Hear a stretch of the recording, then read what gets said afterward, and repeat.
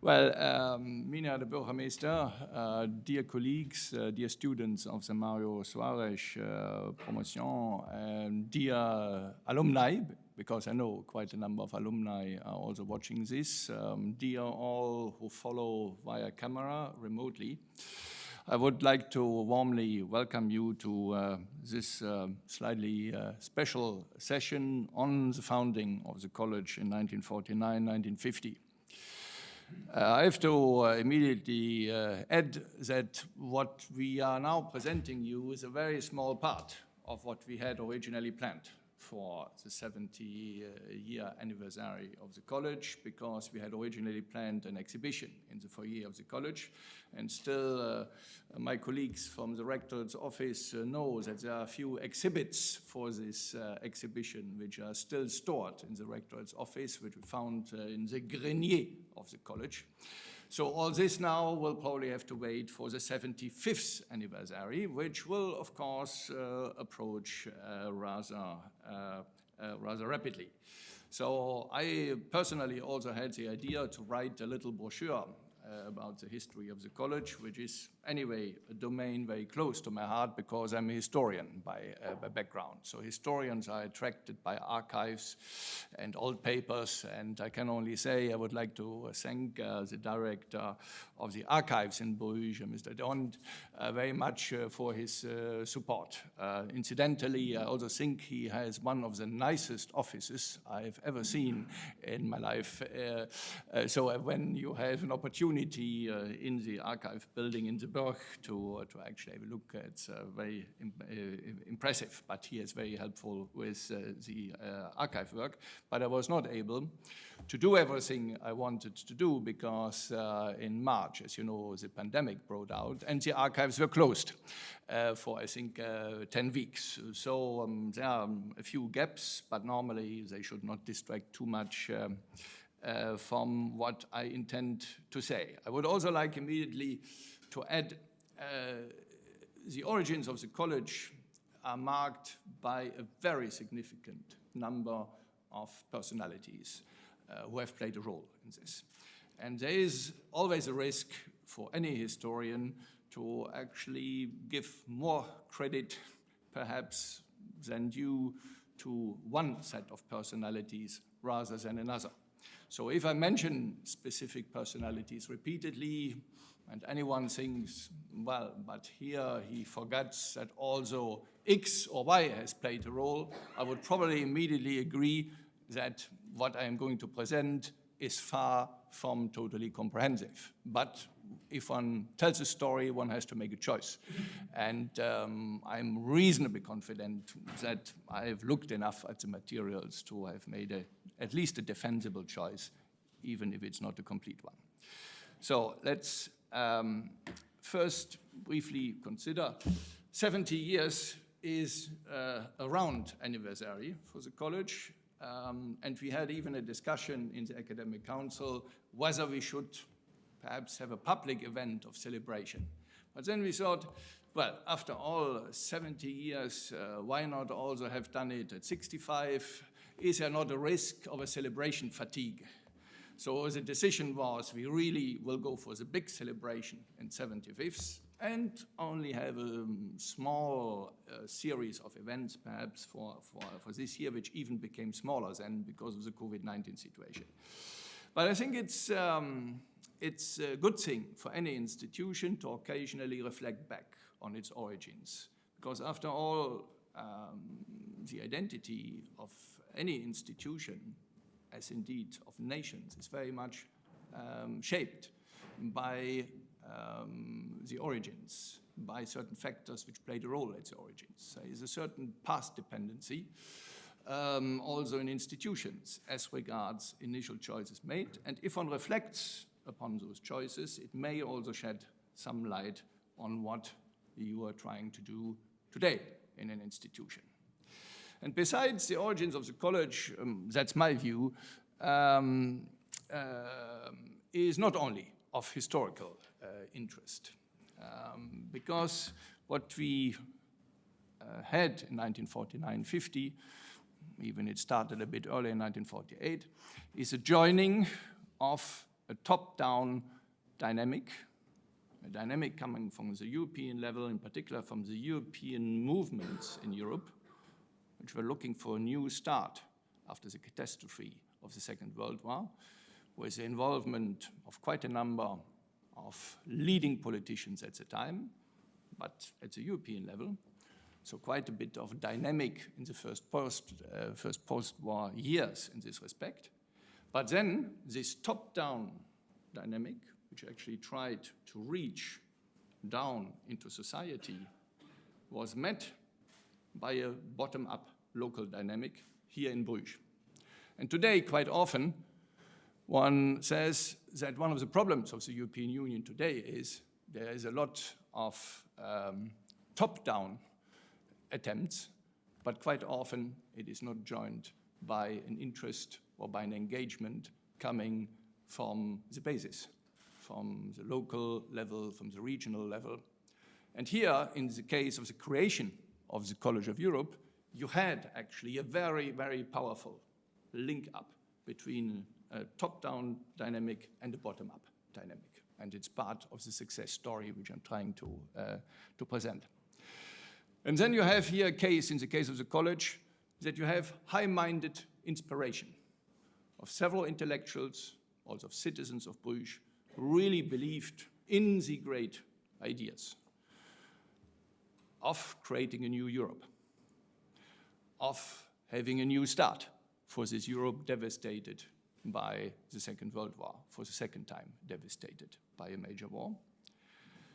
But quite often in history, you have the case where you have really high-minded ideas, but they are not accompanied by perseverance and by sufficient pragmatism to transform them into realities.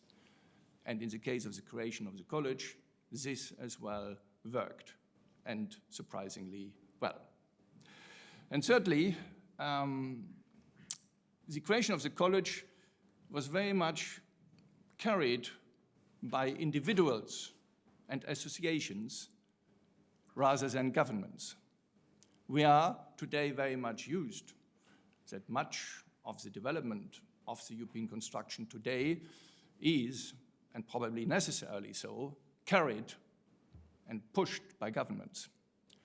In the case of the College of Europe, you had individuals playing a key role and associations. There was very little involvement until relatively late of governments, in particular then of the Belgian government. This also makes the story quite interesting, and all of this predating the creation of the European communities. You know, sometimes when I've traveled on behalf of the college, especially outside of the European Union, people said, oh, you are one of these EU institutions. And I always had to explain, no, not only are we not an EU institution, also we benefit from support by the EU institutions, but we originated well before the first European communities were even created. So the college was not helped into life by any European institution. It was essentially created by non-governmental initiatives and all the energy behind it. And finally, it's also an interesting story to tell because the college is a sui generis creation. Now, sometimes it is said, oh yes, Salvador de Madariaga, we'll come back to him, had in mind to actually create a college like in Oxford or Cambridge. It's true that there are certain elements which the founders of the college took from other educational institutions. But the college was not copied from any existing institution at the time.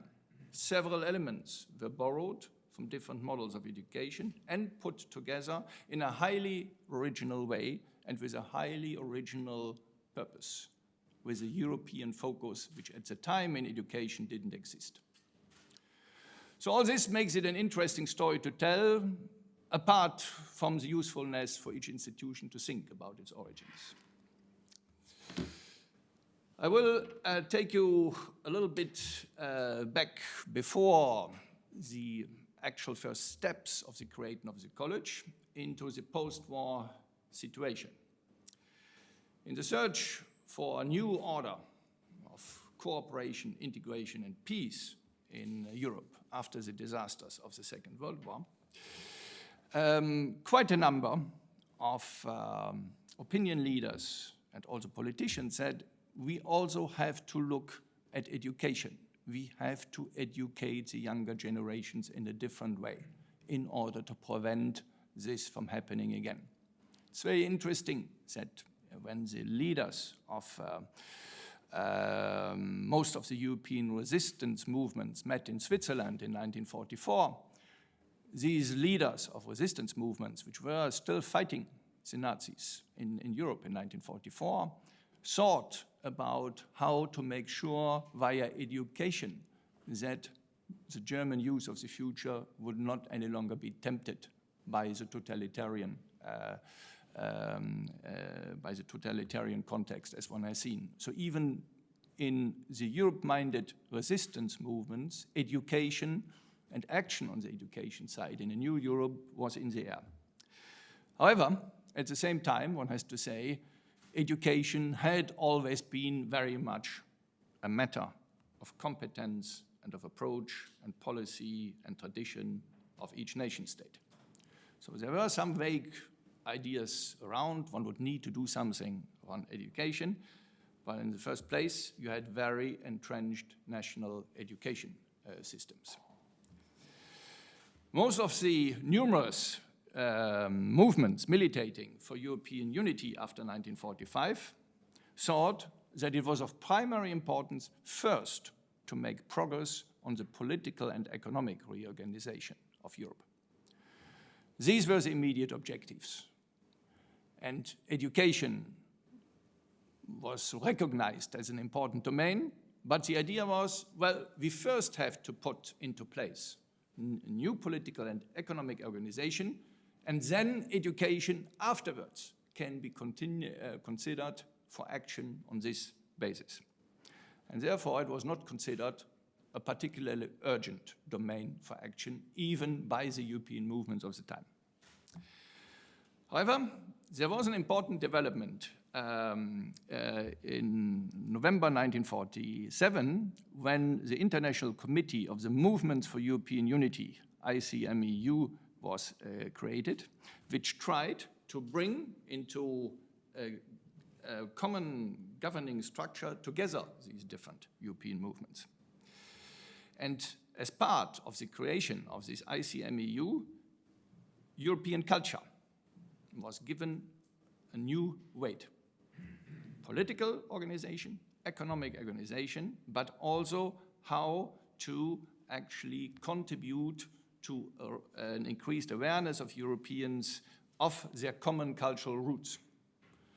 So culture and cultural action to also remind Europeans of their cultural commonality, certain common elements in their culture, moved up on the agenda of this ICMEU. And Hendrik Burgmans, who later became the first rector of the college, who at the time was president of the Union of European Federalists, which was one of those European movements, argued at that time already strongly that as part of European culture, education would also need to be focused on. So you had here an opening up towards the education domain, also via Hendrik Burgmans. Now, this ICMEU took a capital, very important decision, and this is to organize States General, États Généraux of the European movements in 1948, which later became the famous Hague Congress. So the idea was to actually bring a large number of representatives of European countries, different interest groups, different political orientations together to make a stock taking of the basis of cooperation of all the movements and to develop a strong agenda for concerted action. And here another important decision was taken in January 1948 because it was obvious that there would be a political committee which would prepare the Estates General, called Congress of Europe later, and also an economic and social one. But there was a debate about a third one, and in the end, the decision was taken, yes, a cultural committee should also be taken, also be established. And after this decision was taken, Salvador de Madariaga, the Oxford-based writer and former diplomat, and what is often forgotten, that Madariaga had also been, de Madariaga had been a minister in Spain, so he had political experience as well. He was elected as chairman of this cultural committee. And Madariaga had always believed in education as an important tool for instrument for the new Europe. Now, and then we come to what is quite often associated with the creation of the college, the Hague Congress of 1948. I've heard it lots of times, also in introductions before I had to give a speech. This is the Rector of the College of Europe, which has been created by the Hague Congress. The story is much more complicated than that. We are not a direct child at least, of the Hague Congress. But let's look into this. So this Congress of Europe, as it was called, that was the official title, which met from the 7th to 10th of May 1948. First of all, one has to say, it was a major organizational success for the non-governmental ICMEU, which actually was presided over by Duncan Sandys, by the British politician, very close to Churchill, Duncan Sandys. Because the Congress brought together over 800 politicians, intellectuals, and activists. This was already an achievement. What was even more an achievement was to bring together considerable internal divisions, because already at the time, the visions of Europe, of the unity of Europe, were very different. Some wanted to have a centralized European state emerging, the United States of Europe, but other European movements just wanted to bring down barriers between member states and have something which would come close to a Europe of the nation states. So inside of this Congress of Europe, there were a lot of tensions, but everyone was basically brought together to discuss visions for the future. Now, but for us, of importance, are the deliberations of the Cultural Committee, chaired, as I said, by Salvador de Madariaga, with Denis de Rougemont, a Swiss writer and political theorist, as rapporteur of the Cultural Committee. Now, the procès verbal of this Cultural Committee still makes fascinating reading. And I can tell you, we have in the College of Europe library one of the not so many copies of the original photocopied compte rendu officiel, and I will show a photo in a minute. Because you had here leading intellectuals who really were debating about, first of all, what Europe culturally meant and how European identity could be strengthened. And you had interventions in French, you had interventions in English, but also in German. And you had, although this was already very difficult, some representatives from Eastern Europe, where basically the Cold War was rapidly establishing the Iron Curtain. And many of those joining from Eastern Europe were warning and saying, our European identity is at risk of being divided by communism basically taken over the eastern half of Europe. So you have a sense of drama, of actually tragedy developing in parallel. So very interesting reading.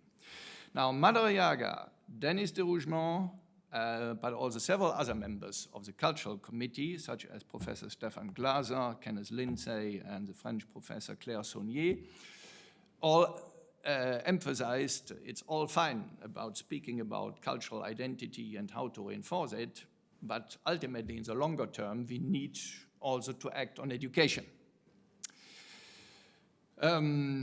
This didn't carry a majority in the Cultural Committee, but in the cultural resolution proposed by the committee and adopted by the Congress eventually, there was a strong recommendation to establish a permanent European Cultural Center, ECC, which would be independent from governments to raise, I cite, the voice of Europe and to promote the awareness of Europe. Now I will briefly switch to the first document slide. So this protocol looks like that. So you have Congress of Europe, Congrès de l'Europe, Cultural Committee, The Hague with a postbox indicated. Here and on the right, you see the crucial paragraphs of the resolution which the committee adopted.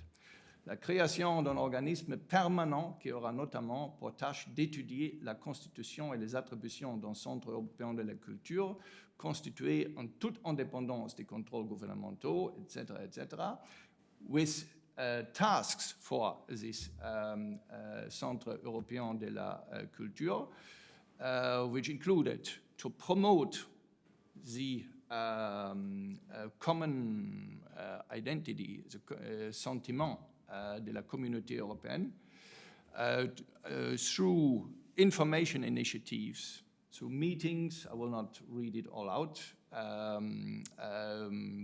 by organizing meetings between cultural representatives, and also this was added in particular under point 3 by those coming from Eastern Europe, that actually it should watch over the freedom of speech, and that actually words would be used with their correct sense, because the impression was that the totalitarian regimes in Eastern Europe were perverting to some extent some original values as reflected in the European languages. So if one looks at this, one can say, yes, there is one thing which is very striking, that here the creation of a permanent institution dealing with culture is suggested. But if you look at everything which this Centre de Culture should have done, it's actually quite a lot, and it goes in many different directions. And education is not very prominently figuring among these objectives, because it's only said that the center should also act via school establishment, universities, etc. So only via. There is not a single mentioning of this center assuming any teaching or organizing any courses.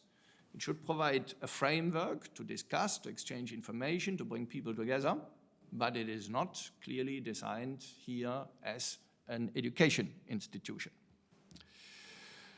So one can say, yes, one certainly important initiative, but very vague ultimately, and going into rather different directions.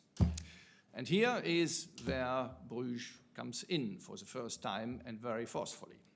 Because one of the Belgian delegates to the Congress, the Reverend Antoine Carrel-Verlaye of the Franciscan Order of Friars Minor Capuchin, Franciscan order with quite a significant past, he participated in the deliberations as an observer of the Cultural Committee, and he was very much impressed by this idea of creating a European Cultural Center.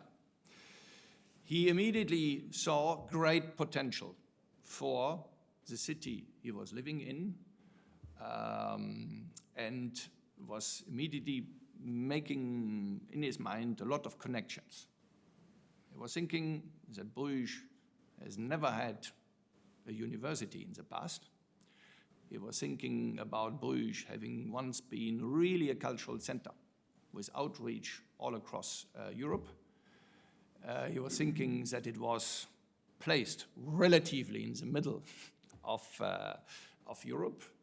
He was thinking that Bruges also had space for such a center, because at the time, I'm not an expert in the buildings history of Bruges, but there was the former goods train station, Gare de Marchandises, which had been, so to say, deactivated. And in the city, people were thinking about creating an exhibition center in Bruges. So he was thinking, well, we even have perhaps some initial projects, even where actually such a center could be located. A very practical man, so he had immediately a vision, but at the same time he was immediately looking how could this be concretely implemented. So what did he do? On his own initiative, without any backing by anyone else, on 26th of May 1948, Verlaine suggests Bruges as a seat to the philosopher Alexandre Marc, who had been a member of the Cultural Committee, with whom he had spoken in The Hague. And he wrote a long letter emphasizing the great European past of Bruges and the geographical position of Bruges. He also mentioned difficulties. He said, for instance, we do not have any large library in Bruges, and for such an institution, a library would be needed. He even said that maybe there may not be enough hotels in Bruges, which I think today would not any longer be a problem. So, but he was immensely practical. He looked at all sides, and Alexander Marc was sufficiently impressed that he passes this recommendation on to Denis de Rougemont, who had been the rapporteur of the Cultural Committee. But Denis de Rougemont did not respond at first, and he did not respond for a long time. Ultimately, Father Verlaine had to wait for over 5 months for a response from Denis de Rougemont. Why did Denis de Rougemont not respond? Firstly, one has to say that there was a transition period where the Cultural Committee of the Hague Congress was transformed into something more permanent called the International Cultural Section of the European Movement. So there was a restructuration going on. But I think there was another issue as well, and although this is rarely said, I say it here, maybe I get some criticism, and this is that Denis de Rougemont, right from the start, was thinking about Geneva as a seat for the European Cultural Center. So he was of Swiss origin, he had strong links with Geneva, and he felt that Geneva would be the obvious place to base this European Cultural Center. And when he got the proposal from Bruges, even if Alexander Marc backed it, he had no great motivation to immediately take this forward. So if I hear sometimes Denis de Rougemont is one of the founding fathers of the college, yes, but we'll see. It's not the last thing we hear from him. The important thing here is that Father Verlaine was not discouraged by this. Imagine, he has this idea, he has invested a lot of thought, he has used his contacts, and there is nothing, literally nothing, which comes from this emerging international cultural section. What did he do? He tried to build up support in Bruges and in Belgium for his idea. Tirelessly, he spoke to citizens, to officials from the city, from the province, and he got some support. He got some support, I mentioned here, those who from the papers appeared to me the most important, the Schepen Pierre van Damme, the city secretary Antoine Delva. These were the first who reacted positively from the city administration. Very important, the Amis de Bruges, a cultural and historical association here in Bruges, who was chaired by Dr. Louis de Winter, who gave immediately strong support. Verlaine had not initially that direct contacts either with the governor or with the mayor. I come back to this. But initially, there were mainly Bruges citizens and some officials all over the city who indicated basic support. And he won over a former minister for education of Belgium, Julius Hosle, who really put his full weight also in terms of contacts behind this initiative. And eventually, Verlaine even managed to obtain an appointment with Prime Minister Paul van Zeeland to actually present this. So there was a period where actually Verlaine largely operated on his own without much input from the European level. Now, and then one can say there was a phase where actually there were important efforts made, which ultimately led to the establishment, or helped to lead to the establishment of the College of Europe, but they were completely disjointed. Now, Verlaine wrote another letter to de Rougemont, and finally, on the 2nd of November 1948, Rougemont answered, more than 5 months after the initial initiative, that the international cultural section of the newly founded European movement, the ICS, had decided to establish a coordinating body of the ECC, of the European Cultural Center, in Geneva. Certainly a great disappointment for Father Verlaine, but Rougemont added that the idea was, federalism was in the air, to establish the ECC as a decentralized structure, or at least a structure with one center and many subsidiaries. And that Bruges could be the seat of one of the subsidiaries of the ECC. Now, the letter of de Rougemont was very brief and did not go very far and was even in the tone not extremely encouraging. It was very tentative. Maybe at some stage Bruges can be the basis for one of these decentralized centers.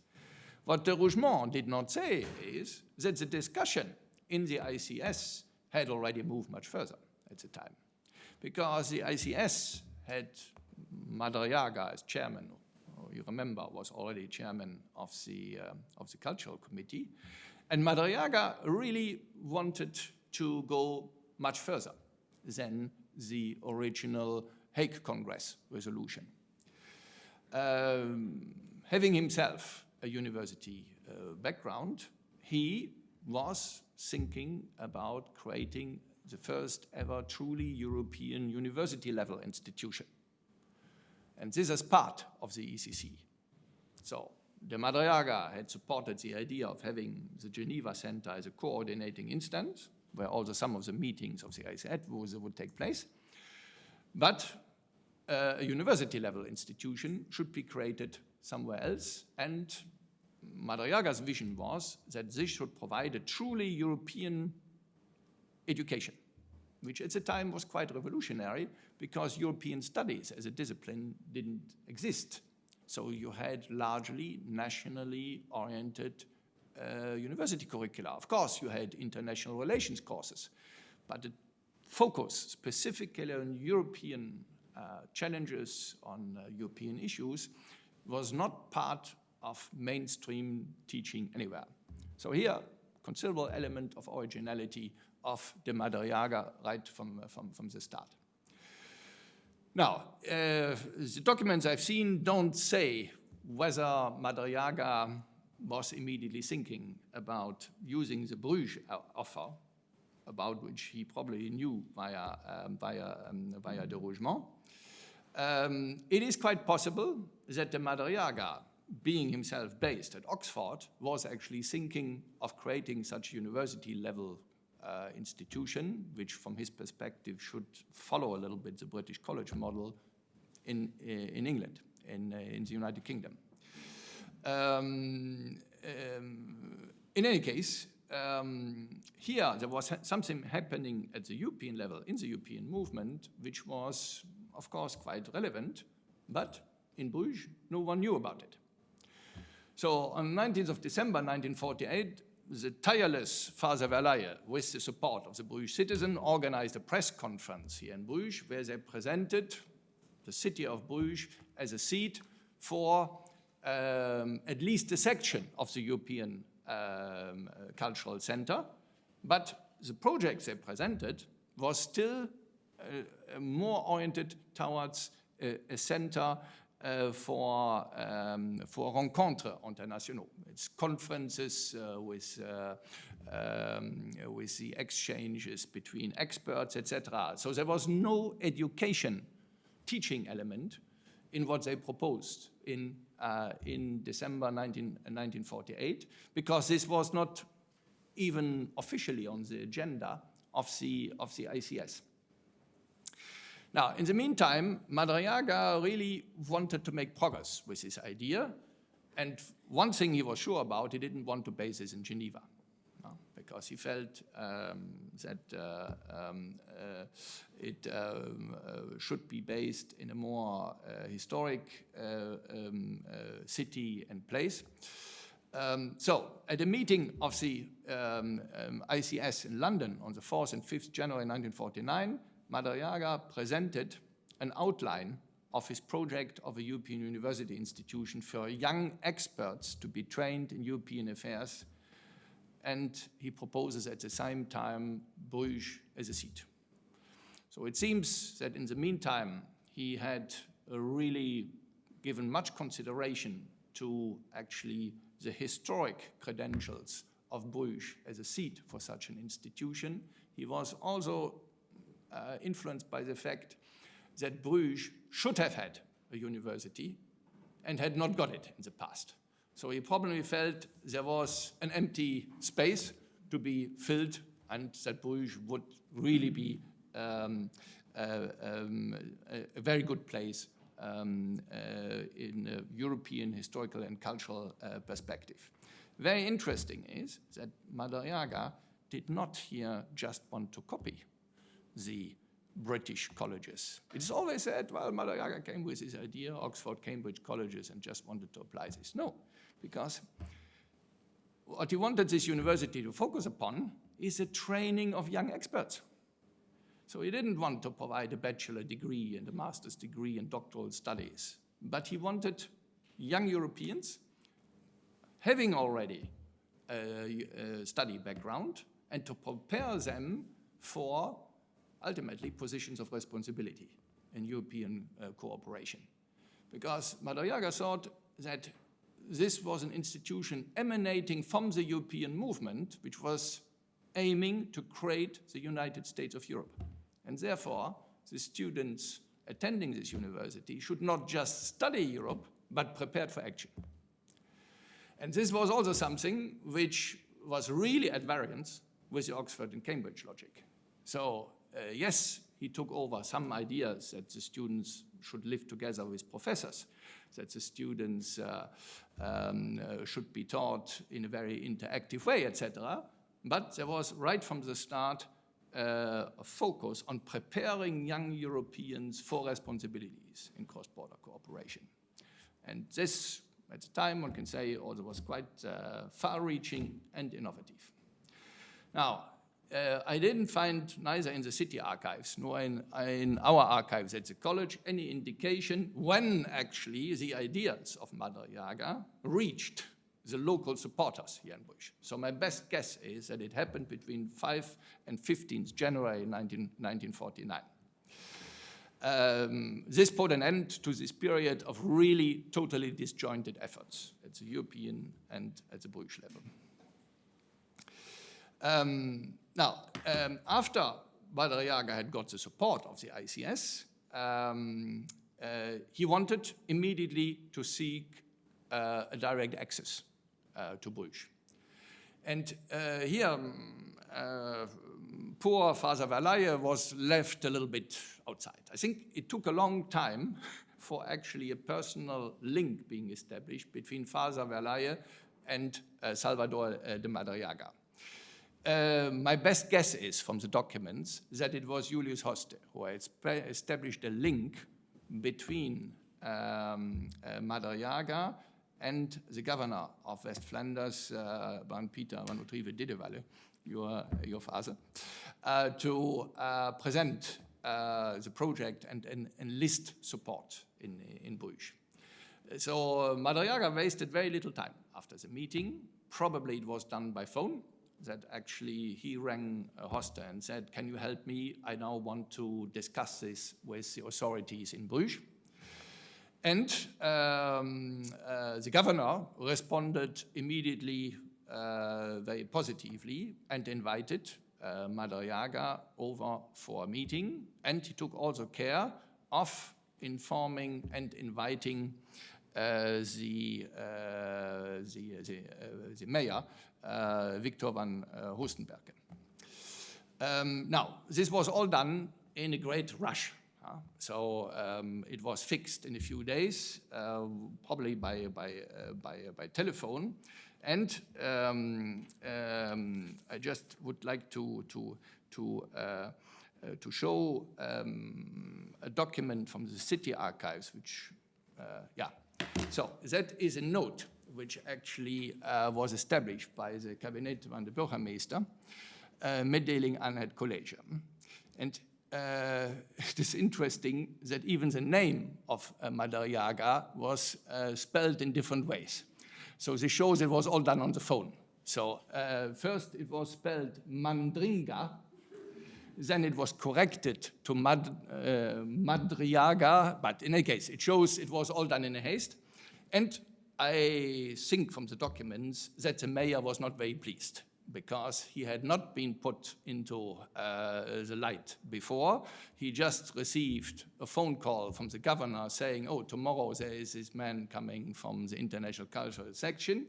And he was even not clearly informed what it was all about, because if you read there, it is said, het zou gaan over Brugge Kulturzentrum, Zetel der Kulturbewegung Europa. So it was all very, very nebulous. So clearly the mayor had not been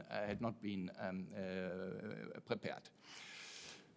There is something in this document also which remains a bit mysterious, because it said that when he was rung up, it was said that Father Verlaye could not be present, but there are other documents who say that he was eventually present at this meeting, which took place on 16 January 1949 at 11 o'clock in the governor's palace. Now, and there Madariaga presented his idea with quite a few details. So the offer in Bruges of European-oriented university-level courses to initially, Madariaga even gave a figure, 24 students. So he had really pushed the ideas quite far by leading visiting professors. So Madariaga already put an emphasis on something which for the college today is one of the crucial elements of its teaching approach, to rely heavily on visiting professors. So Madariaga also right away said we need visiting professors from all different parts of Europe, different disciplines, etc.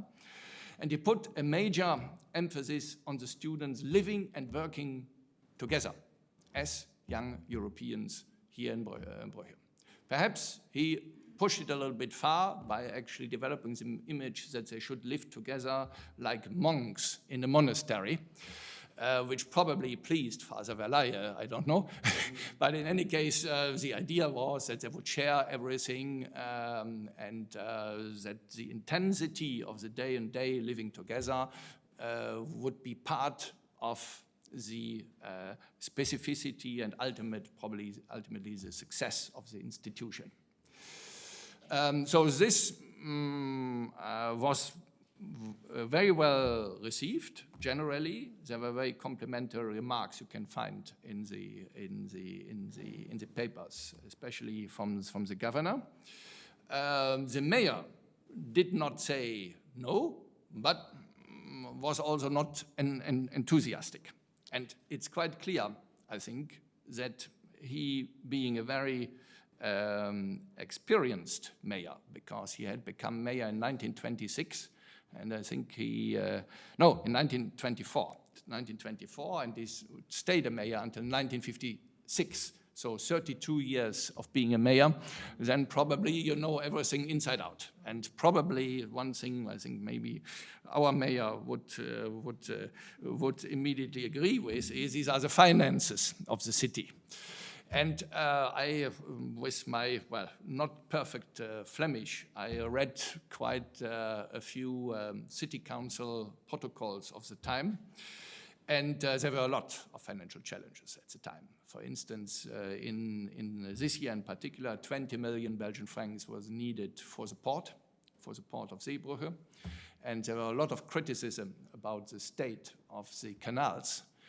Some members saying that it was a shame that they were black as ink, so black actually, one said, that even the swans were getting black, and that they needed to be cleaned. And just to say, there were a lot of challenges for the city, and Bruges was not, I think, an extremely rich city at the time either. So I think the concern of the mayor was simply if he would enthusiastically, so to say, agree to this, it could in the end become very costly.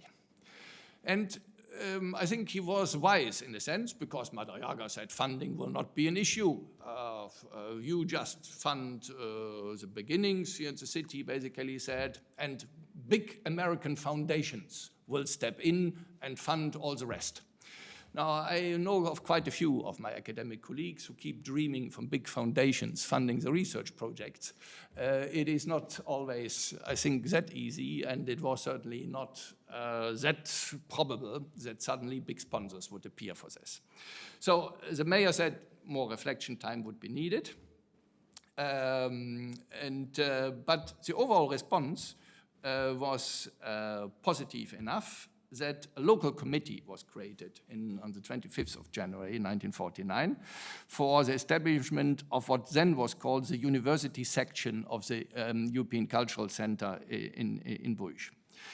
And already on the 4th of February, the mayor indicated that the city was willing to make an initial commitment of 250,000 Belgian francs. So there was, after all, I would say relatively fast afterwards, after all, a willingness to commit. The governor promised to put at the disposal of this university section a building in Bruges, which is, I think, largely forgotten today, but the governor offered the north wing of the Provinzialhof, there where we have today this multimedia, how is it called? Yeah, exactly, yes. Now, so there was an offer from the governor of a building and from the city to fund.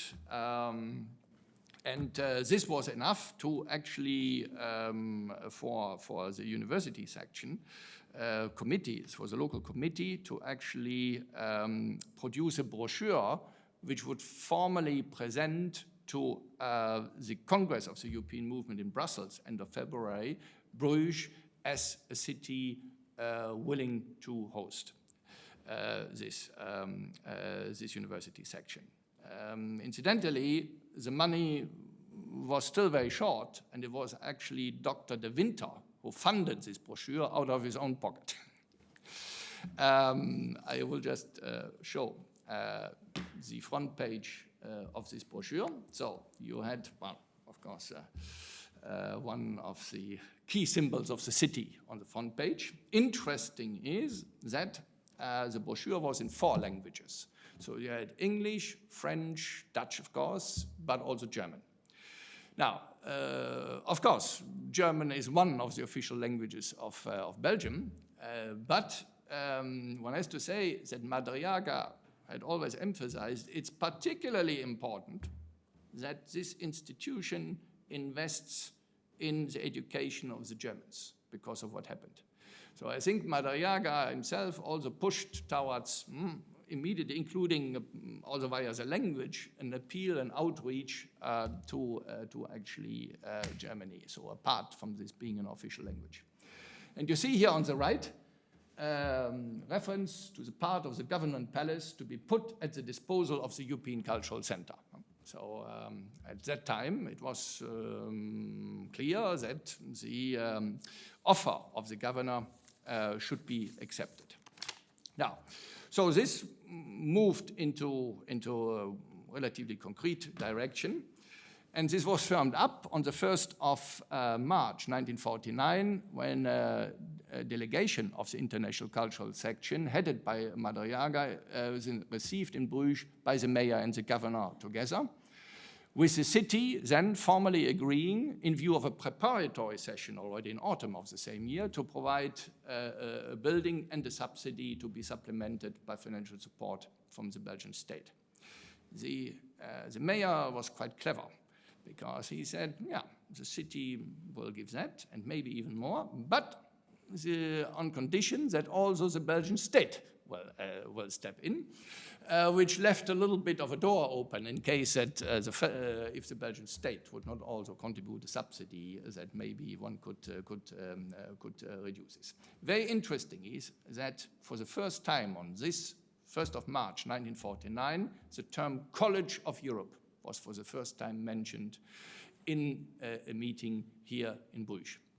It seems that de Madariaga had already in February, informally, in London, spoken about this name for the college, but it was for the first time publicly said on the 1st of March 1949. So not any longer a university section, but the College of Europe. Then there was afterwards a visit of the entire international cultural section. That means the entire committee on the 21st and 22nd of April. Of April, they visited Bruges, they looked at the premises, and this convinced the entire committee that this project should go ahead. And the executive committee of the European movement then confirmed in its session of 6 to 8 May 1949 the choice of Bruges as a seat of this future College of Europe, and even decided to provide a financial subsidy for paying the professors of this preparatory session, which was quite an important decision because the European movement had not large financial means. So they really wanted to show that they would support this initiative. Now, from then on, there was a constant link between the European movement and Father Verlaye, and you have here the Secretary General of the European movement, Retinger, Josef Retinger, together with Father Verlaye here in Bruges. The third person I was not able to identify. It's very frustrating. You find in the grenier lots of photos, but hardly ever any explanation on the back who is participating. But this is probably a photo taken after this direct contact between the Secretary General was established and Father Verlaye with his key role here in Bruges. Now, also of some importance is that in sessions of the City Council on the 21st of May and 11th of June 1949, the support arrangements on the city side were confirmed. In the meantime, it had become clear that the offer of the governor could not be accepted because the restructuration of this building would have been far too costly. So this was also discussed in the city council, and in the end, the decision was taken that the city would rent for the preparatory session the Grand Hotel du Commerce, which is today's Hotel Navarra. It's actually quite striking to see that there were not that many hotels at the time, which could be explored in terms of size for such a venue. So the city council really negotiated and explored, and you have traces in the papers. But in the end, the decision was taken the Grand Hotel du Commerce to be as a basis for this preparatory session. Now, so with the infrastructure and the financial aspects for the preparatory session being sorted out, decisions had to be taken about the academic framework. Now, and here, these decisions were taken under the direct leadership of Madariaga by the international cultural section of the European movement. So you had a collective decision-making at the European level about the academic framework. This means that the Bruges Local Support Committee was largely, if I may say so, limited to help with the putting into place of the infrastructure and the organizational framework. But on the academic contents, at that time, it was the ICS under Madariaga himself who actually took care of this. Good, and then we come to the preparatory session of October 1949. Now, many regard the 20th of September 1949 as the hour of birth of the College of Europe. And if you look at some of the old documentation, it is said College of Europe established September 1949. What one should bear in mind, however, is that this was just a preparatory session. And it was partially seen also by the city as a trial session to see whether it would work. So you did not have any legal structure in place. You did not have any longer-term financial commitment. neither by the city or the Belgian state or whomever. And you did not have any permanent structures. So it was the ICS ultimately, the European movement, which rather remotely steered the academic framework. So it was very, very fragile still. Even if this is taken into account, this preparatory session was a major breakthrough, because for the first time, well-selected young Europeans, 22 students from 11 nationalities. I have given here the nationalities: 4 Belgians, 3 British, German, French, 2 Hungarians, Poles, and 1 student each from Austria, Bulgaria, Greece, the Netherlands, and Spain. Coming from different disciplines, although the lawyers had a substantial part in it. For the first time, this idea of bringing students from different disciplines together, selected because of their European ambitions. So that they were interested in Europe as such, not just becoming, let's say, a fonctionnaire of the Ministry of Foreign Affairs or so, but students wanting to work in Europe and for Europe, and being selected for this, being brought together for this preparatory session, which ultimately lasted a little bit of over six weeks only. And it was seen at the time as really something special. I give you here just one of the articles.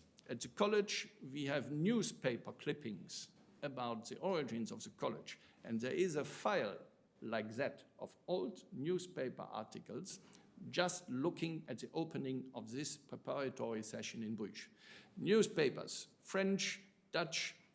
I've chosen here the Journal de Bruges et de la Provence, interesting in French, at the time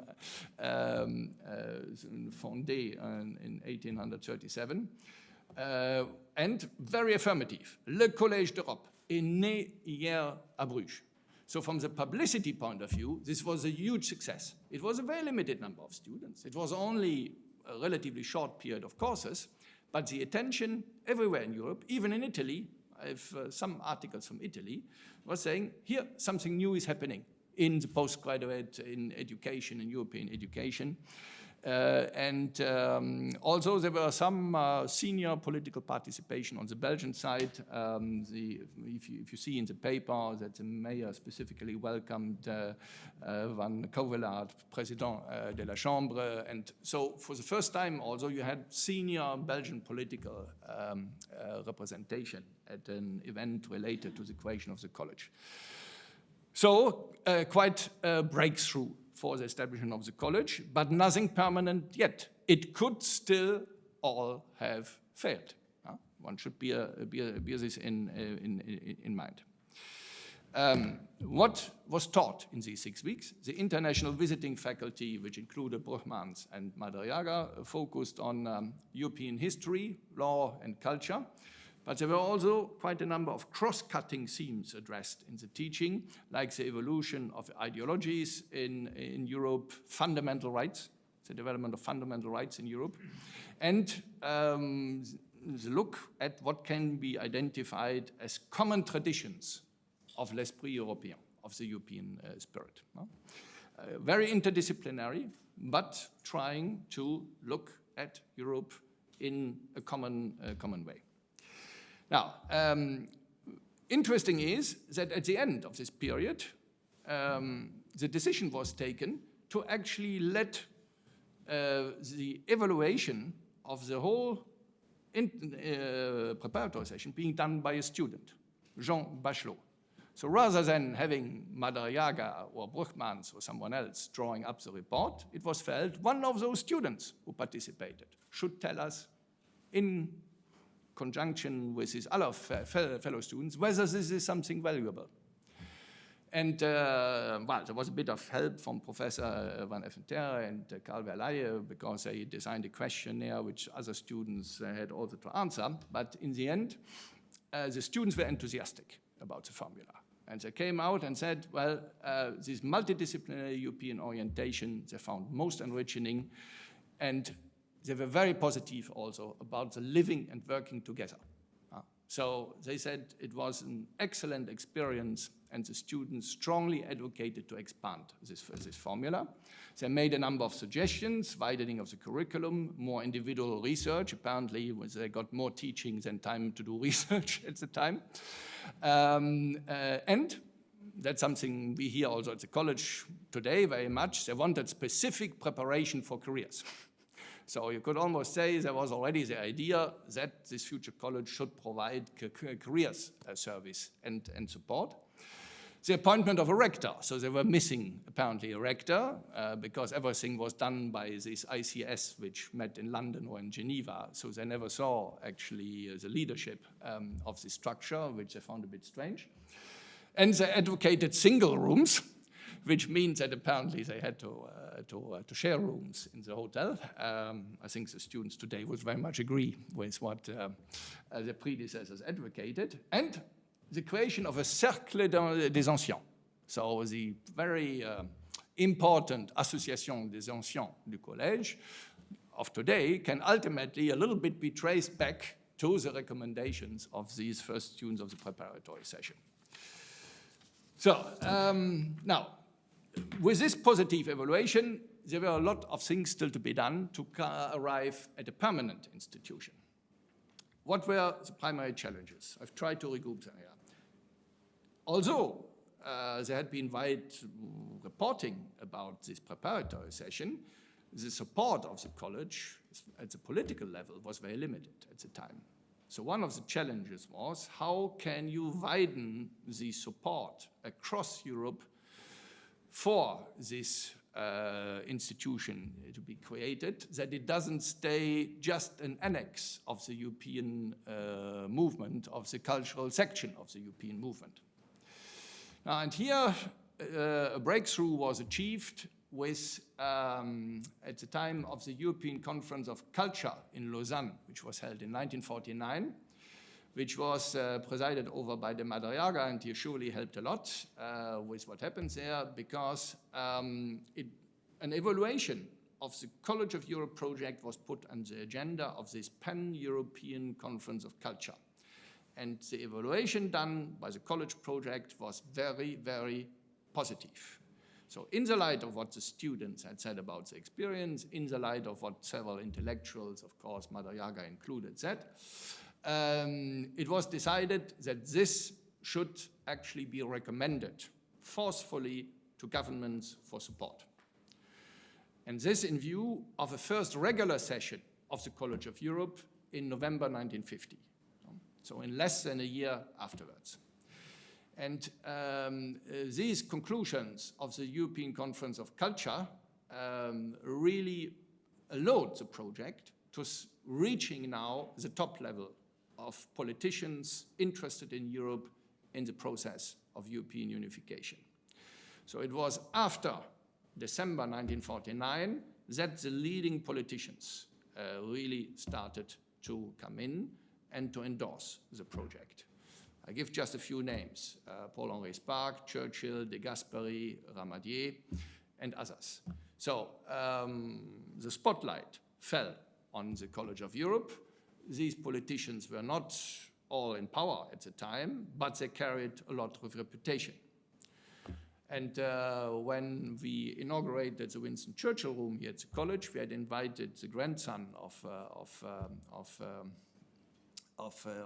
Churchill, who had actually gone into the family archives. And he said what happened is that Duncan Sandys from the European movement actually approached Churchill and had a meeting with him at Churchill's famous home in Chartwell, south of London. And that Churchill then said, and Duncan Sandys noted it, this is a worthwhile enterprise. You can use my name for it. And things like that happened at the beginning of the 1950s, that several politicians really were willing to lend moral support. It doesn't mean that they provided financial support or were in a position to do it, but the high political prestige started to be attached to this process. But prestige and support is fine. Money and the treasurer will agree, is ultimately, of course, always necessary to, in the end, secure an institution. And here there was a considerable change in Belgium, because the previous Minister of Education, Huysmans, had been approached, but had not been very positive about the college idea. But the new minister, Leo Mundeleer of Education, when approached by the Bruges Support Committee, practically immediately said, that is a great idea. I will try to convince the Council of Ministers to support it. And on the 17th of November 1949, a subsidy, which was not inconceivable at the time, of 3 million Belgian francs was actually inscribed in the budget for 1950. And, the city of Bruges now added more subsidies to this. So with a budget of 3.5 million, it was clear that the college would be able to at least operate at the basic level. So the City Council of Bruges on the 19th of November 1949 inscribed a subsidy of 500,000 Belgian francs for the budget of 1950. Very positive development. Now, and finally, the question again of the seat, where to locate this college. The city again considered different options. Apparently, the owner of the Grand Hôtel du Commerce had not liked too much the presence of the students. I hope it was not because they misbehaved. There is no trace in the papers. In any case, the owner didn't want to continue with the arrangements. The city had again to look for a different hotel, and the city settled on the Hotel Saint-Georges, which was at the location of today's Crown Plaza, so very close to the Burg. But this Hotel Saint-Georges could only accommodate the students and professors for living. There was also a restaurant part in it, but there was not enough space for classrooms, for the library and administrative offices. And there the city was able to convince the owner of the Ahrenshaus, the painter and famous artist Brangwyn, to actually agree to put at the disposal the Brangwyn Museum, which essentially contained works of art painted by the artist himself. So a split locations. Today the college has many more buildings in Bruges, but already at the time it started with 2 different buildings actually accommodating the college. So with this being sorted out in terms of basic conditions, there was a question of the leadership and of the institution, of the new institution and the legal framework. Now, on the 10th of January 1950, the Cultural Committee of the Belgian Council of the European Movement recommended the appointment of a director for the new institution, assisted by a Belgian committee. This was transformed by the Executive Committee of the European Movement, the highest decision-making authority of the European Movement, at a meeting in London, which actually took place in the House of Lords, which is indication, by the way, how well connected the European movement at the time was in the British system. To actually be able to meet at the House of Lords in London showed that it was a slightly different context from today in terms of support for the European project in the United Kingdom. But the Executive Committee decided to change the title from director to rector, and after considering various potential candidates, they decided on appointing Hendrik Brugmans as rector. This both because of his academic reputation, but also because they felt that this college needed a very activist rector who would go out and fight for the institution, try to convince governments to lend support, etc. So it was a carefully considered decision, although it was also decided that he should be assisted by a special committee to provide advice. Now, this special committee met in Belgium several times, from 27th of January to 1st of April 1950 at the Fondation Universitaire in Brussels, and it defined the academic legal and administrative framework of the college. And many decisions which were taken at that time still shape the institution. And different members of this committee were in the lead on different dossiers. One can say that Hendrik Brugmans really had a decisive influence on anything what regarded academic orientation. He is a very forceful personality. He had, of course, lots of academic experience, but he really largely dominated the discussions about the academic orientation. On the legal side, Brugmans said hardly anything. There it was the former chef de cabinet of Paul-Henri Spaak, Drapier, who actually provided key input, and the former minister Julius Hoste.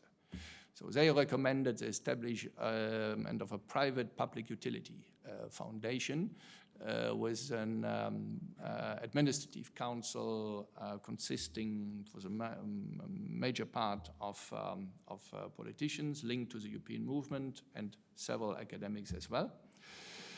And the administrative questions were largely influenced by proposals of Father Verleiher, who was a member of this committee. So our Père Verleiher was still fully engaged, not in the lead on the academic side, but still fully involved. Now, the choice of the private foundation status or public utility was a reflection of the concern of the European Movement Executive Committee that this college should be kept independent from any governmental influence. So the perception was that if actually this institution would come under governmental influence, there was a risk that it would become a normal university. And normal subject to the rules established for higher education by national government policy, and they were particularly concerned that this college would maintain its independence from governance. Key decision on the legal status, which was taken here. Now, and then few formal elements. The statutes which codified all this were registered on the 19th May 1950 with a notary in Brussels, were approved by royal decree, signed incidentally, well, as it had to be, by Prince Charles, Count of Flanders, as a regent, and published in the official journal, the Monitor, on 23rd of June. There you have further options. If you're looking for a single date when the college was established, you could say opening session of the preparatory session, you could say registering of the statutes, you could also say publication in the official journal. So there are various options here as well. In any case, key elements being put into place. Now, what I want to show you here is we were very pleased to find the first account books of the college. So now, the college had a legal status, became official in June, and it had public subsidies. So it finally needed also a proper system of accountants. So everything was done, of course, still in a handwritten form, very orderly. Now, it's too small for you to read, so I will just point out some things which you probably can't read. Here, for instance, where I have the red dot, it says Cré, so for Professor van Eventerre and the rector. 56 Belgian francs, 0.75. And here you have, for instance, inserted éponge for a blackboard, so to wipe the blackboard. And something which also apparently was still very important, because you see it also on the photos, the acquisition of 5 ashtrays. Because one could still smoke at the time in the classrooms. There are really very almost moving elements in this account book. For instance, the acquisition of 6 typewriters, 3 for the rector and the administration, and 3 for the students. Now, these days, when we have all the terminals for our students, etc., you can see how much the world has changed. But one also gets the impression that really the college at the time had to be very careful with expenses because there were the visiting professors which had to be paid and the mobilier for for the buildings put at disposal. And actually, I found one note that actually the treasurer at the time, a certain Colonel Lacroix, had actually still in the middle of the night before the opening to move himself some pieces of furniture which had just been acquired for the college. So there was a bit of improvisation necessary. Good. Then I come slowly to the end, but there are some important elements still to be mentioned. In academic terms, this creation, I hinted already at some aspects, was really very original. And much of the credit has to go, of course, on the one hand, to Madariaga, who came, so to say, up with the initial blueprint. But in terms of actually implementation and adding certain elements, the leadership, the intellectual leadership of Henrik Brugmans was outstanding. I give 6 points here, which from my perspective, also looking at what the college does today, were really very important and with long-lasting effect.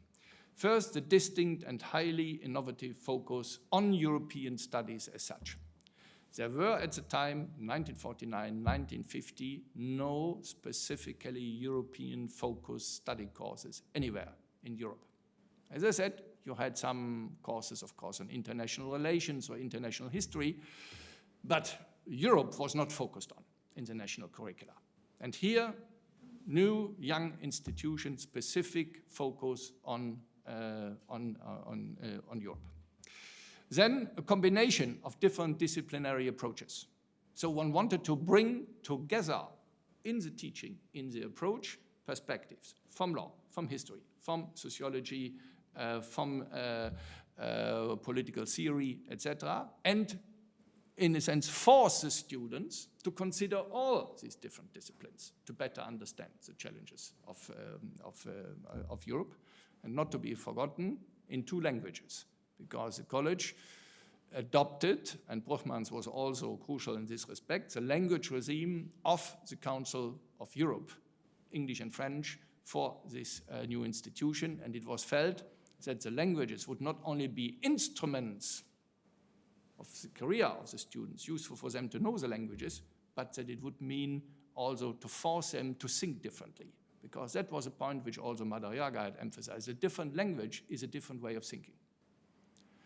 So a tough requirement, which was not, to my knowledge, applied anywhere else in a national university, is that you would have to follow classes in 2 different languages right through the studies. Highly original element as well. And then what they tried to do right from the start is a balance between the teaching of European fundamentals, history, geography, sociology, political theory, on the one hand, so a little bit more theoretical, the fundamentals, but then at the same time, an action-oriented analysis of current European problems and potential solutions, which they called, or Brugmans called, the techniques of the European Union. I will just switch one thing forward. That's something we found in the archives. I'll remove the red thing here.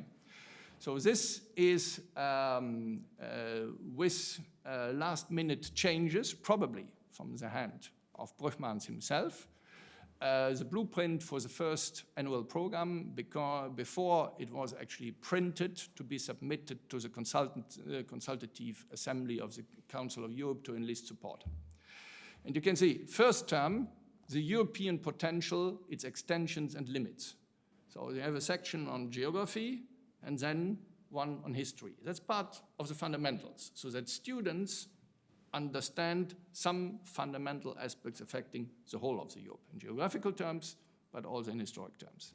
In the second term, I think we wouldn't call it like that today, Europe's mission in the world, because we would today immediately think about common foreign and security policy and outreach internationally, Europe's role in the world. But actually, this is a more intellectual approach which was taken here. The Atlantic civilization and Europe. political economy, social philosophy, including, as you can see, Marxist doctrine and its evolution. So it's rather the spiritual, the intellectual mission of Europe in the world, which is focused upon in this second term. And then in the third term, the switch is to what was called the technique of the European Union. And here you have a focus on necessary European organisms, forms of organization, I would rather say, monetary domain, commercial domain, repartition of manpower, harmonizing social legislation, industrial and agricultural planning. So you have different policy sectors, ultimately.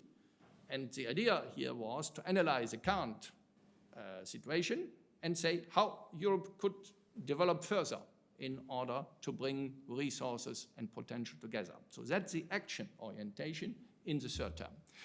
And you can actually see that this was thought through right up to the last moment because there were important additions.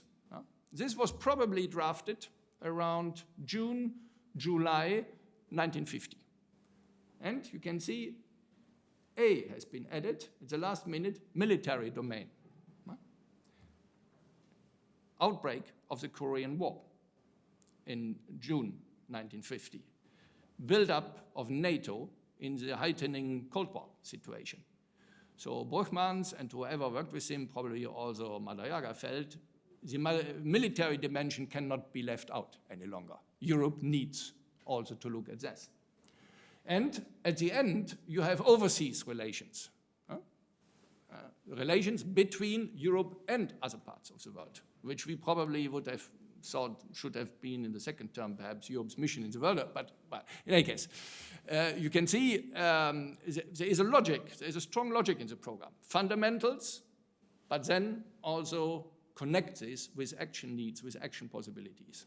And this very much responding to current problems. And this as well had a lot of innovation. Further elements of originality, a pan-European outreach and vision.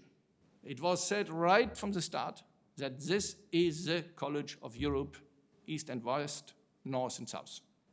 And this was not an easy principle to maintain because the Cold War in 1950 had much developed. So Brugmans was desperately seeking students from Eastern Europe, and it had become practically, because of the Iron Curtain, impossible to find them. So what had they to do? They had to recruit amongst exilees. So the students from Eastern Europe were mostly coming from families from a background of those who had fled already from Eastern Europe. And they listed students from Germany, but these were all students from Western Germany. So already the political context made certain aspects difficult, but the idea was pan-European outreach. And Brugmans also, and Madariaga also, wanted to have Turkish students at the college. So they had a vision, I would not say a de Gaullean vision up to the Urals, but in any case, it was a wide Europe vision which they had. And they wanted to have a distinctly international student body and a mostly visiting faculty. So they were very proud about the number of countries also the visiting professors were coming from.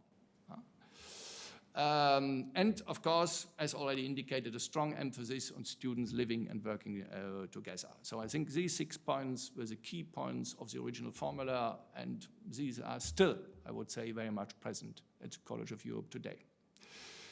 Brugmans played also a very active role from April to October 1950 in student recruitment and the securing of scholarships, because the Belgian government and the city of Bruges had not provided money for scholarships. So right from the start, scholarships, the treasurer looks at me and nods, was an absolutely crucial part of the effort. And Brugmans traveled around Europe, presented this new college, tried to convince governments to provide scholarships with some rapid successes, one I say. For instance, the German government, very young government of the Federal Republic of Germany, with not yet the financial means the government later had, immediately committed to 5 full scholarships for this college, The British government as well. So very active rector on the scholarship diplomacy side. I have acquired my own little experiences during my period as a rector. It's an absolutely necessary task of the rector even today.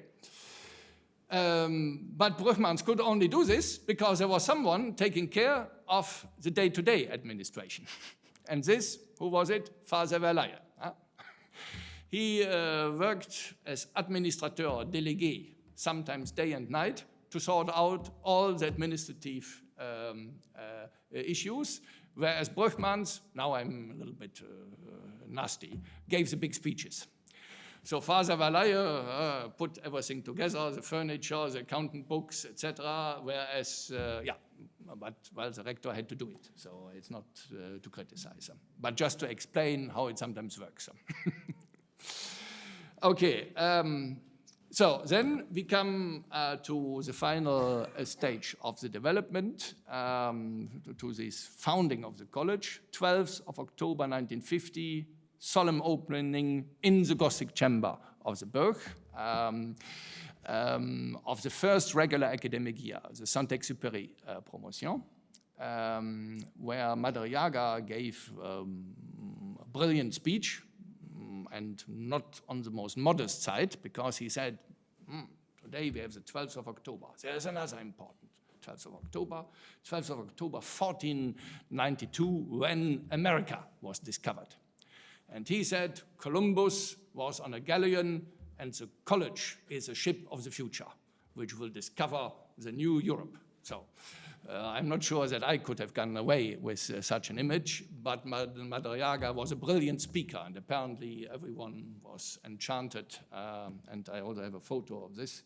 So here the mayor will recognize the surroundings very well. This is in front of the impressive chimney piece in the Gothic chamber, and he was addressing the audience with the rector Brugmans looking almost a bit skeptical, I would say here, but that is perhaps an interpretation on my side. So that was the opening 1950. Few pieces of information.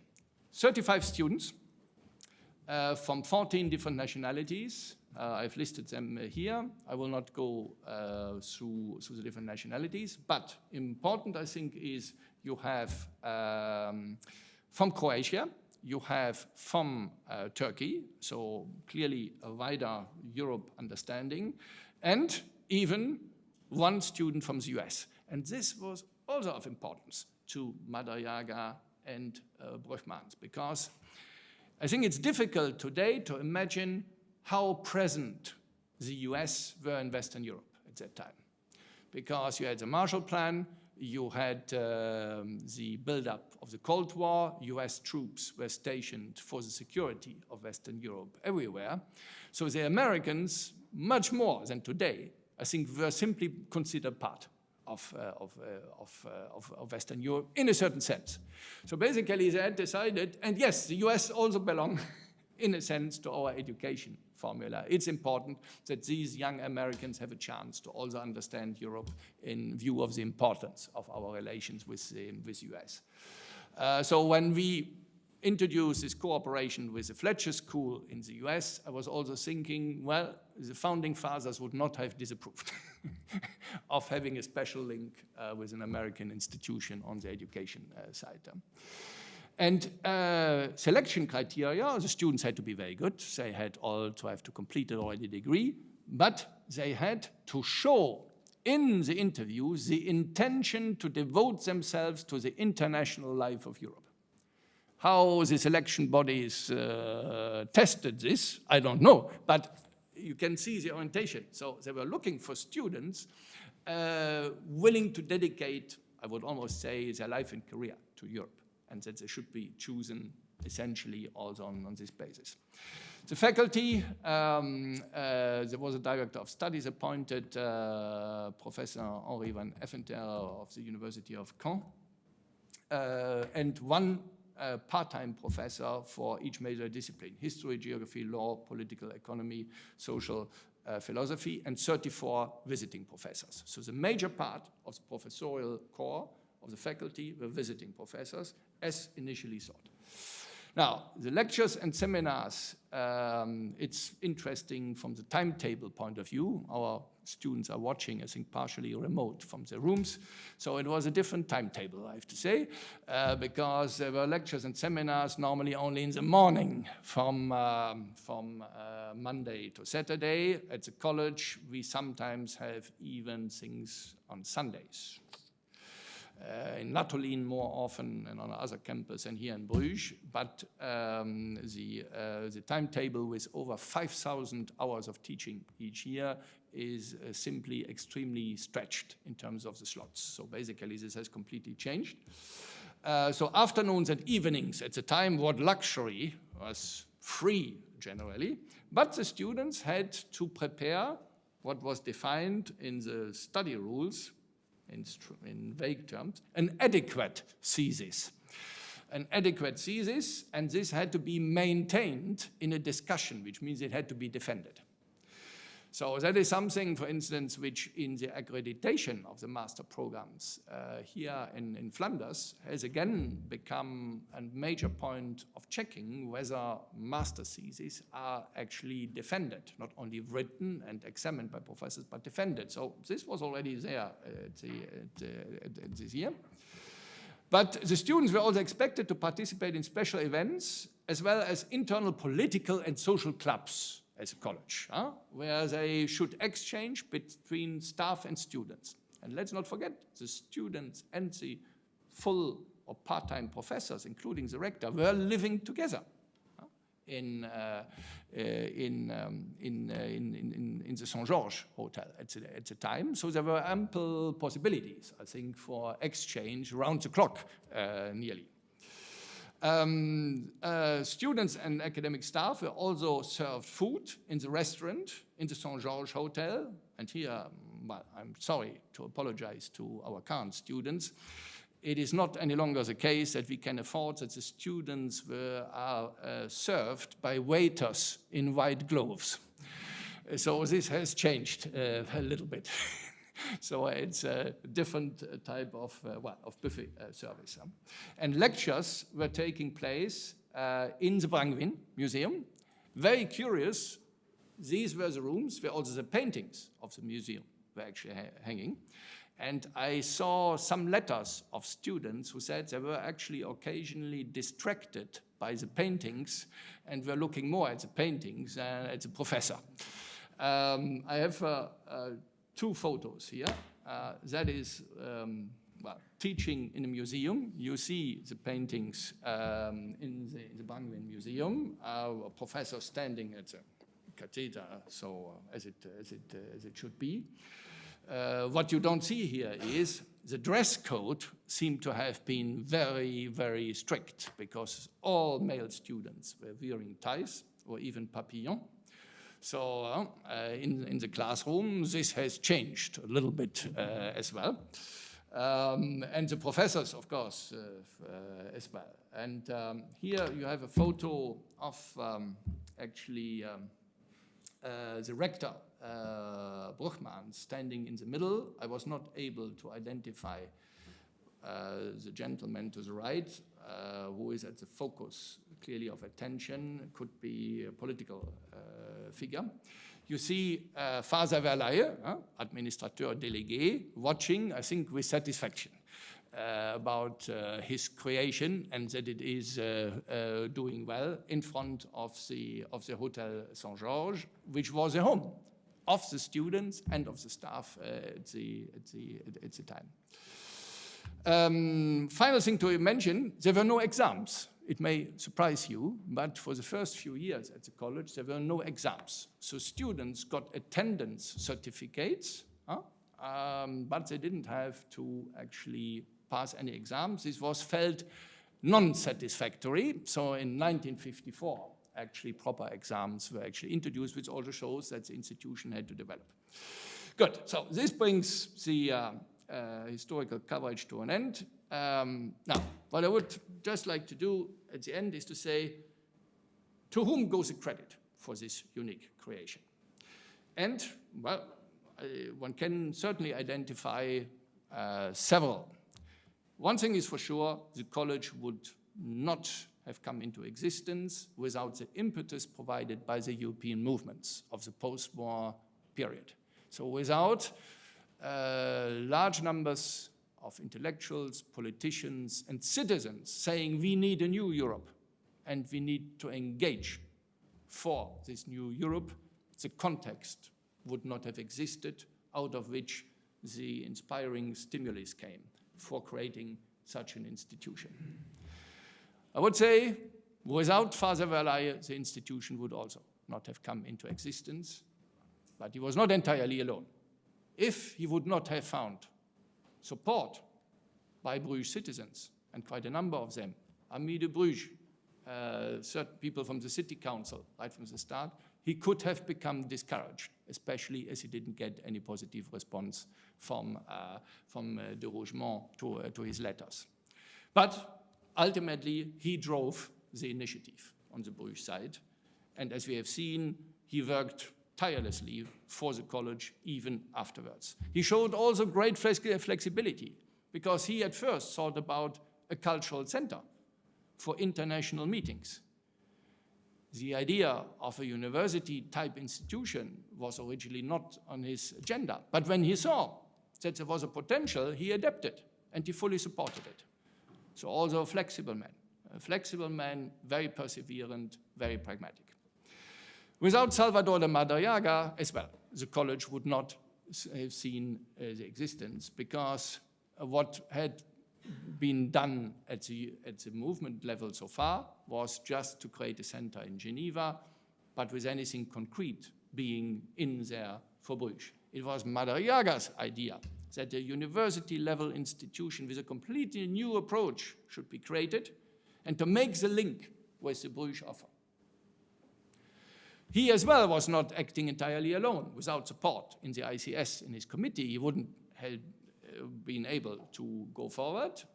But in the end, one can say he drove the process on the side of the international cultural section, and he was able to convince the governor and the mayor ultimately.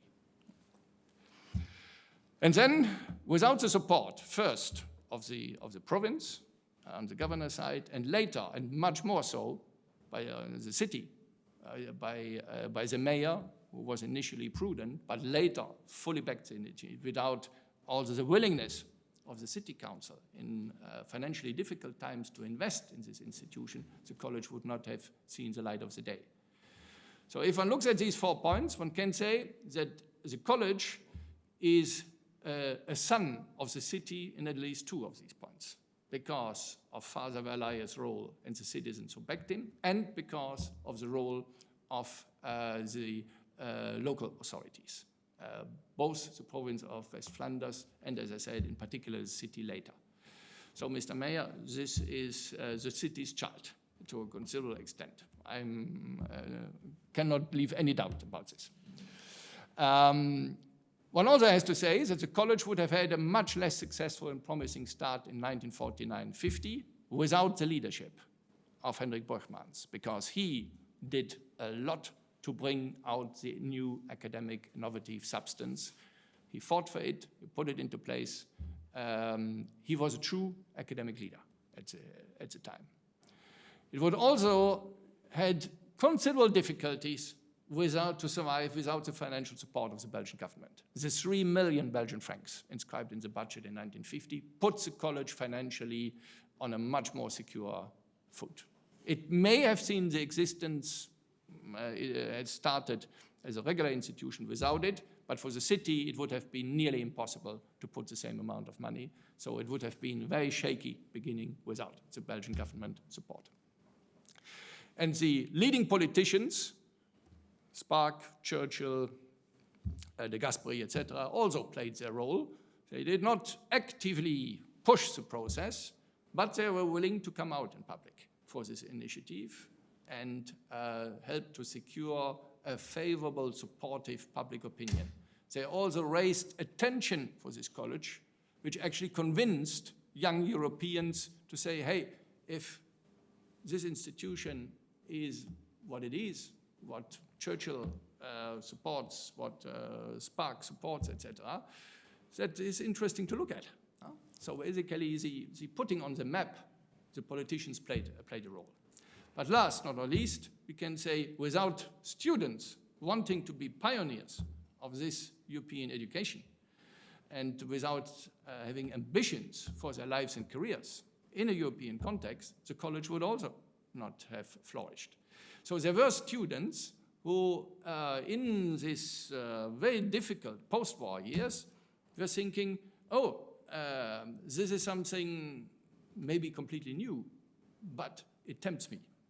So they would go away from the well-reputed existing universities, which existed in all member states, and they were willing to try out something completely new and to live together. So the college at that time and today depends heavily on the choices the students make to really take on the adventure because of their vision and their ambitions. It was a case at the time, it is still the case. So, I have not spoken about any of the founding fathers, big founding fathers of the European construction, and one can say, well, ultimately they didn't play a big role in the foundation of the college. But I will finish with a citation from Jean Monnet, which I found always one of the most striking, because this was someone who personally was very modest, but had the capacity to actually focus on absolute key aspects. And this citation shows that he had understood a lot. Rien n'est possible sans les hommes, rien n'est durable sans les institutions. So the college came into existence because of commitments of personalities. So without personalities, with vision, determination, perseverance, at all levels I've spoken about, the college could not have come into existence. It needed the determination of people.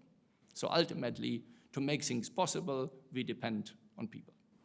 But at the same time, there is the question of the duration, and there institutions can make a fundamental difference. And in the case of the college, one can say here an institution was created, and here you have a link which goes back, an institution whose mission it has been to make sure that there will be people who will make things possible in the future. So you can see there is a circular logic in this as well, in the case of the college. An institution which wants to enable its students, people, to make other things possible. And Monnet visited the college twice. He was very supportive. And in his memoirs, he doesn't specifically link this to the college. But I think it's a key example of how true and powerful this simple sentence ultimately is. I thank you very much for your attention.